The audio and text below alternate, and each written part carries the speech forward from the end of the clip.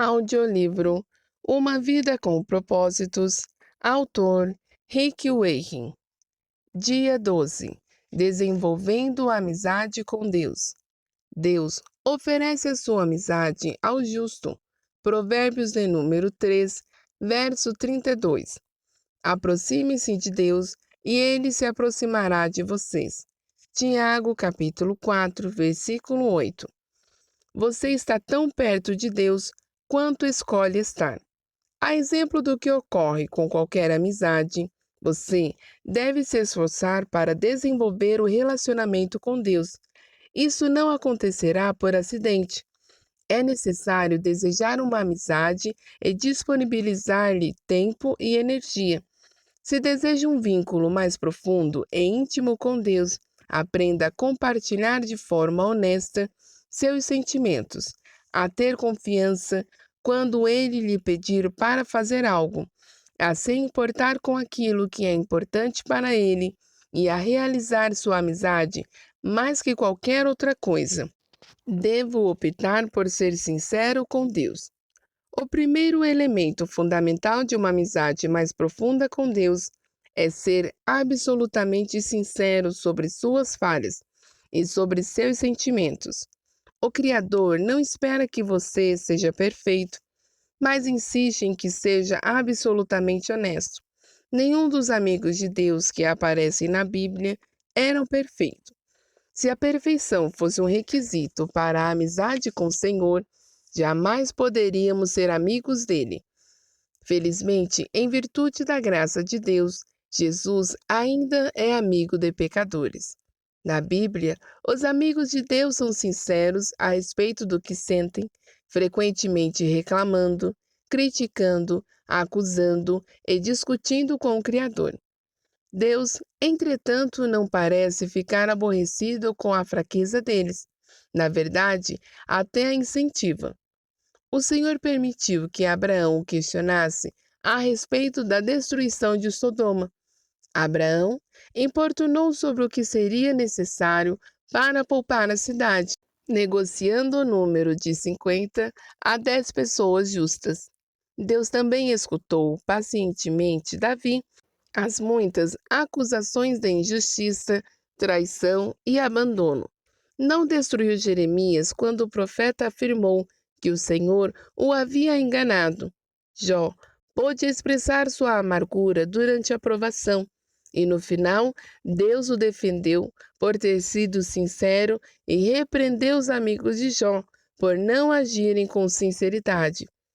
Deus lhe disse: Estou farto de vocês, pois não foram honestos comigo, nem no que disseram de mim a meu servo Jó.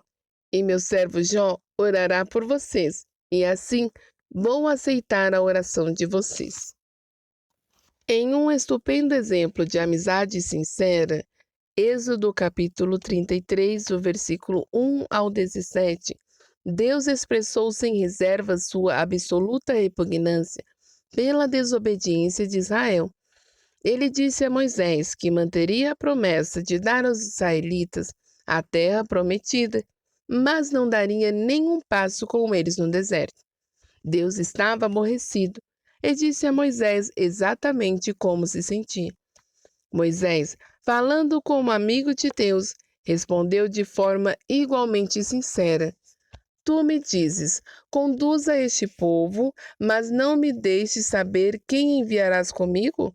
Se sou assim tão especial para ti, permita que eu tome conhecimento dos seus planos. Não te esqueça de que este é o teu povo, tua responsabilidade. O Eterno respondeu: Minha presença irá com você. Eu me encarregarei da viagem até o fim.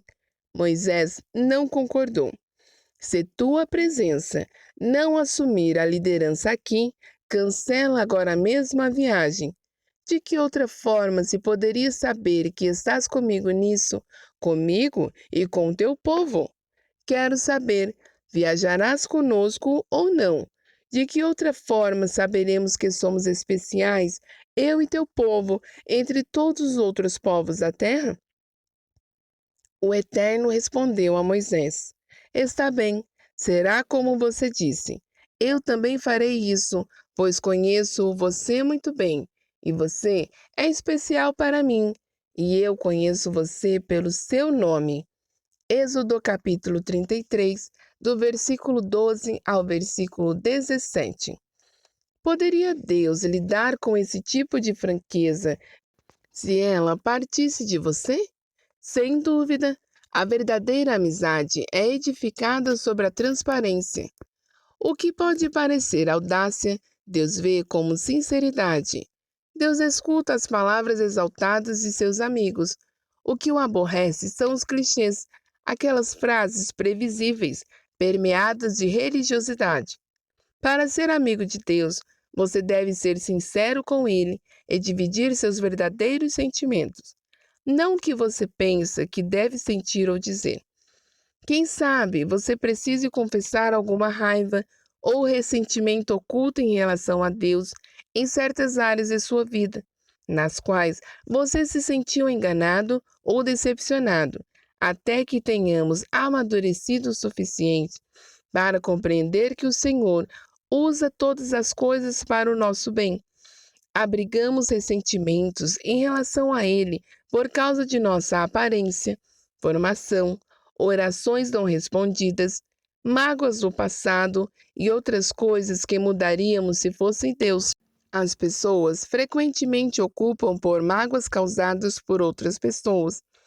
Isso resulta no que William Bucks chama seu rompimento oculto com Deus. A amargura é a maior de todas as barreiras para a amizade com Deus. Por que eu iria querer ser amigo de Deus se Ele permitiu isto? O antídoto, é claro, é perceber que o Senhor sempre age em nosso benefício, mesmo quando sofremos e não conseguimos entender o que está acontecendo. Livrar-se dos ressentimentos e revelar o que sentimos, porém, são os primeiros passos para a cura. A exemplo do que faziam os amigos de Deus na Bíblia, diga a ele exatamente como você se sente. Reflita a respeito de Jó. Jó, número 7, do verso 17 ao 21. Asaf, Salmos de número 73, verso 13. Jeremias capítulo 20, versículo 7. E Noemi, livro de Rute, capítulo 1, versículo 20. Para nos instruir em uma honestidade sincera, Deus nos deu o livro de Salmos, um manual de adoração repleto de linguagens impetuosa, fúria, dúvidas, medos, ressentimentos e sofrimentos intensos, combinados com ação de graças, louvores e declarações de fé. Todas as emoções possíveis estão catalogadas em Salmos.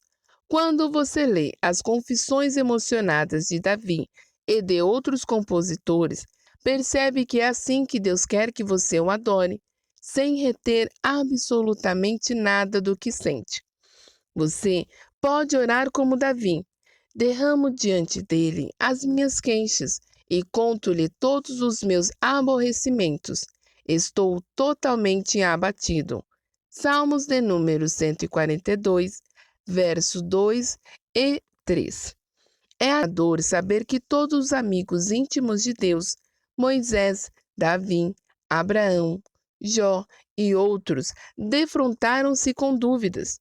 Em vez de mascarar seus receios com frases feitas, eles os expressaram sincera, aberta e publicamente. Exprimir as dúvidas pode ser o primeiro passo em direção ao nível seguinte de intimidade com Deus. Devo optar por obedecer a Deus pela fé. Todas as vezes que você confia na sabedoria de Deus e faz tudo o que Ele diz, mesmo sem compreender, sua amizade com Ele se aprofunda. Normalmente, não consideramos a obediência uma característica da amizade. Ela parece mais adequada ao relacionamento com os pais, com o chefe ou com o superior imediato, mas nunca com um amigo. Jesus, no entanto, deixou claro que a obediência é uma condição para se obter intimidade com Deus. Ele disse: Vocês serão meus amigos se fizerem o que eu ordeno. João capítulo 15, versículo 14. No capítulo anterior, assinalei que a palavra usada por Jesus quando nos chamou amigos podia se referir aos amigos do rei, numa corte real.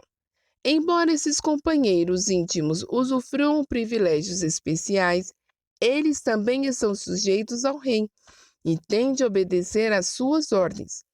Somos amigos de Deus, mas não somos seus iguais. Ele é nosso amado líder e o seguimos. Obedecemos a Deus não por obrigação, medo ou imposições, mas porque o amamos e confiamos que Ele sabe o que é melhor para nós. Queremos seguir a Cristo por gratidão a tudo o que Ele fez por nós, e quanto mais de perto o seguimos, mais intensa nossa amizade se torna. Os não cristãos em geral pensam que os cristãos obedecem por obrigação, culpa ou medo de serem punidos. Mas a realidade é o oposto. Fomos perdoados e libertos, então obedecemos por amor. E nossa obediência nos traz grande alegria. Jesus disse: Como o Pai me amou, assim eu os amei. Permaneçam no meu amor. Se vocês obedecerem aos meus mandamentos, permanecerão no meu amor, assim como tenho obedecido aos mandamentos de meu Pai, e em seu amor permaneço. Tenho dito essas palavras para que a minha alegria esteja em vocês e a alegria de vocês seja completa. João capítulo 15, do versículo 9 ao 11. Observe que Jesus espera de nós o mesmo comportamento que ele tem com o Pai, que é o modelo para nosso relacionamento com o Filho. Foi por amor que Jesus realizou tudo que o Pai lhe pediu. A verdadeira amizade não é passiva, é atuante. Quando Jesus nos pede que amemos o próximo, ajudemos os necessitados, dividamos nossos recursos, conservemos nossa vida irrepreensível, perdoemos e levemos outras pessoas a Ele, o amor estimula-nos a obedecer imediatamente. Em várias ocasiões, somos desafiados a realizar grandes coisas para Deus. Na realidade, o Senhor fica mais satisfeito quando fazemos pequenas coisas para Ele espontaneamente. Elas podem passar despercebidas para outras pessoas, mas Ele as observa e as considera atos de adoração. Grandes oportunidades podem acontecer uma única vez durante toda a vida, mas pequenas oportunidades nos cercam todos os dias, mesmo por um simples ato, como dizer a verdade, ser gentil ou animar alguém. Trazemos um sorriso à face do Senhor. Deus guarda simples atos de obediência como se fossem um tesouro, mais precioso que orações, louvores ou ofertas.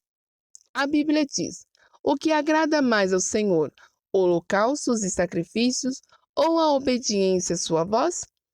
É melhor obedecer do que sacrificar. 1 Samuel, capítulo 15, versículo 22. Jesus iniciou seu ministério público com a idade de 30 anos, ao ser batizado por João. Naquele momento, Deus falou do céu: Este é o meu filho amado, e estou plenamente satisfeito com ele. Mateus capítulo 3, versículo 17. O que Jesus fez durante aquelas 3 décadas que agradou tanto a Deus? A Bíblia silencia a respeito desse período da vida de Cristo, exceto por uma única frase que encontramos em Lucas, capítulo 2, versículo 51. Então, foi com eles para Nazaré, e era-lhes obediente. 30 anos agradando a Deus foram resumidos em 3 palavras: era-lhes obediente. Devo optar por valorizar o que Deus valoriza. É isso que os amigos fazem. Eles se importam com o que é importante para outra pessoa. Assim, quanto mais você se torna amigo de Deus, mais se importará com o que é importante para Ele. mais sofrerá com o que lhe causa sofrimento e mais se alegrará com o que lhe dá prazer. Paulo é o melhor exemplo disso. As prioridades de Deus eram suas prioridades e os desejos dele eram seus desejos também. O que me deixa tão abatido é que me preocupo demais com vocês. É a paixão de Deus queimando dentro de mim. Segundo Coríntios, capítulo 11, versículo 2. Davi se sentia da mesma forma, pois o zelo pela tua casa me consome, e os insultos daqueles que te insultam caem sobre mim. Salmos de número 69, verso 9. O que importa mais para Deus? A redenção de seu povo.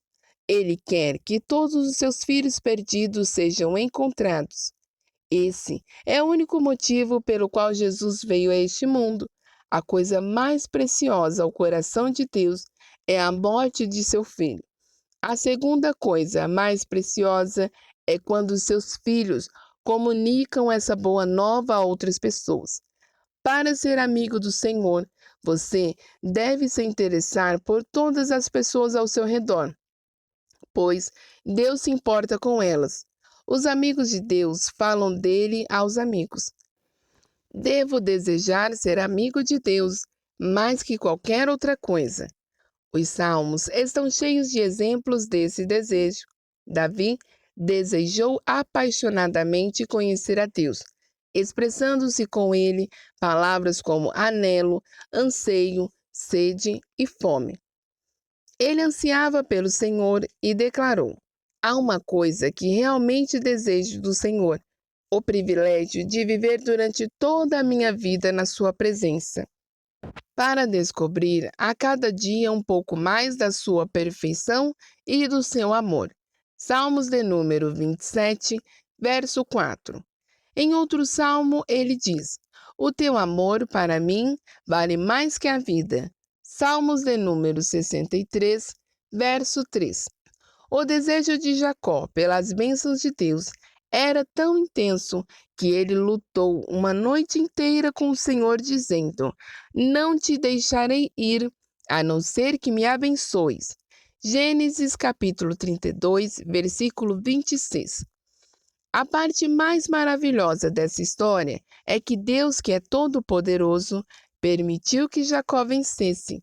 O Criador não fica ofendido quando lutamos com ele, porque lutar exige contato pessoal e nos traz para perto dele. Lutar também é uma atitude apaixonada, e Deus gosta quando demonstramos paixão por ele. Paulo foi outro homem que nutriu uma amizade ardente com Deus. Nada era mais importante, era a sua primeira prioridade, objeto de sua total concentração e o mais importante objetivo de sua vida. Esse foi o motivo pelo qual Deus usou Paulo de forma tão grandiosa. A Bíblia Amplificada exprime toda a força da paixão de Paulo. Meu propósito é que eu possa conhecê-lo e que possa conhecê-lo cada vez mais profundo e intimamente, percebendo, reconhecendo e compreendendo as maravilhas de sua pessoa com mais clareza e intensidade. Filipenses capítulo 3, versículo 10. A verdade é, você está tão perto de Deus quanto escolhe estar. A amizade íntima com Deus é fruto de uma escolha, não de uma eventualidade, e você deve buscá-la intencionalmente. Você realmente deseja mais que qualquer coisa? Qual a importância disso para você? Vale a pena desistir de outras coisas por causa dela? Valeria a ela o esforço de desenvolver certos hábitos e habilidades? Talvez você tenha sido apaixonado por Deus no passado, mas perdeu aquele desejo. Esse foi o problema dos cristãos de Éfeso. Haviam perdido o primeiro amor. Faziam todas as coisas corretamente, mas por obrigação, não por amor. Você está passando por alguma instabilidade espiritual? Não se surpreenda quando Deus permite que você sofra. O sofrimento é um combustível da paixão. Ele gera energia com tal intensidade que transforma o que normalmente não possuímos. Assim disse C.S. Lewis: o sofrimento é o megafone de Deus. É a forma de Deus nos sacudir da letargia espiritual. Os nossos problemas não são uma punição, mas apelos de um Deus amoroso para nos despertar. O Senhor não está irritado com você, está irritado por você e fará o que for necessário para trazê-lo de volta à comunhão com Ele. Há, porém, um meio mais fácil de reacender a paixão por Deus. Comece a pedir-lhe que lhe dê essa paixão e continue pedindo até que a receba. Repita esta oração ao longo do dia. Querido Jesus, mais que qualquer outra coisa, quero conhecer-te intimamente. Deus disse aos cativos na Babilônia: quando vocês me buscarem, me encontrarão. Sim, quando me buscarem de todo o coração. E em primeiro lugar, dou a vocês a certeza de que não vão se decepcionar. Jeremias capítulo 29, versículo 13. Seu relacionamento mais importante. Não há nada, absolutamente nada, mais importante que fazer amizade com Deus. Esse é um relacionamento que durará para sempre. Paulo disse a Timóteo: algumas dessas pessoas perderão a coisa mais importante da vida. Elas não conhecem a Deus. 1 Timóteo capítulo 6, versículo 21. Você perdeu a coisa mais importante da vida? Pois pode fazer algo a respeito agora mesmo. Lembre-se, a escolha é sua. Você está tão perto de Deus quanto escolhe estar. Dia 12. Pensando sobre o meu propósito de vida. Tema para reflexão. Estou tão perto de Deus quanto escolho estar. Versículo para memorizar. Aproximem-se de Deus e Ele se aproximará de vocês. Tiago capítulo 4, versículo 8. Pergunta para meditar. Que escolhas práticas farei hoje para me aproximar mais de Deus?